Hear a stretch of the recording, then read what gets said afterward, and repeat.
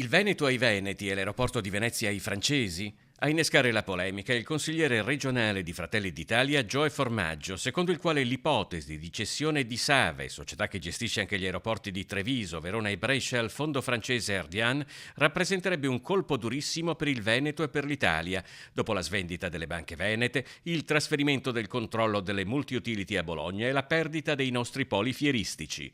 Formaggio chiede con urgenza che il presidente Zaia convochi il presidente di Save e venga in aula a relazionare su cosa stia succedendo alla principale infrastruttura del turismo veneto, un tempo in mano pubblica.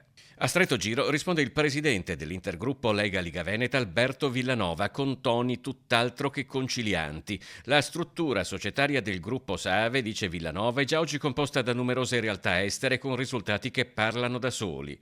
Anche la libertà di scegliere cosa fare a casa propria è una declinazione del Veneto ai veneti. Villanova riserva poi una stoccata al compagno di maggioranza, dicendosi più preoccupato dal centralismo romano e da chi lo sostiene per sacrificare gli interessi dei veneti e del Veneto. Se Villanova si augura che l'uscita di Formaggio sia a titolo personale e non del suo partito, cosa che effettivamente pare essere, il consigliere di Fratelli d'Italia non molla e si dice non solo al lavoro per ottenere risposte urgenti anche da Palazzo Chigi, incluso il Golden Power, per impedire il passaggio della gestione degli aeroporti veneti sotto controllo straniero.